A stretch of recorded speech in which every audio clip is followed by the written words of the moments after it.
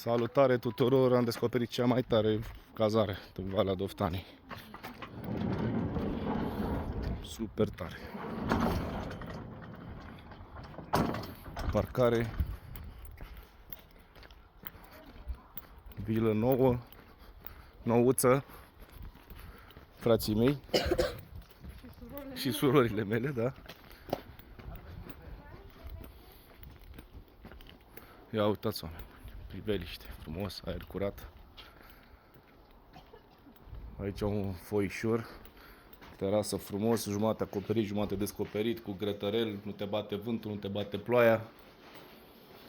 Nici aici, nici în Himalaya, bucătărie destul de mare. Un living frumos, cu o canapea. Camerele super, super. Pat mare de 1,60 m pe 1, 2 pe 2 parcă. Baie frumoasă, curată.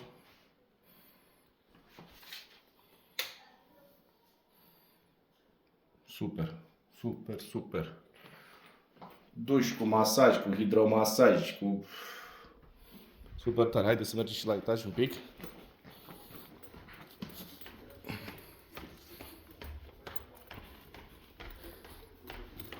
Merită. Aici sus încă 3 camere. Tot la fel. Mare. Are și un pătuț pentru bebeluși. Altă cameră. Baie frumos, corespunzător. Pam, pam. Super, făcută cu gust. A treia cameră și un balconaș.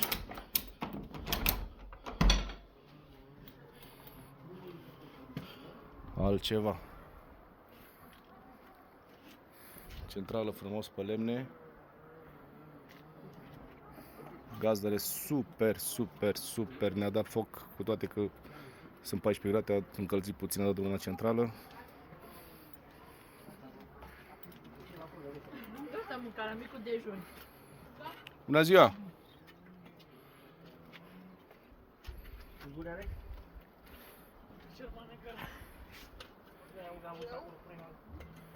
Și acolo surși.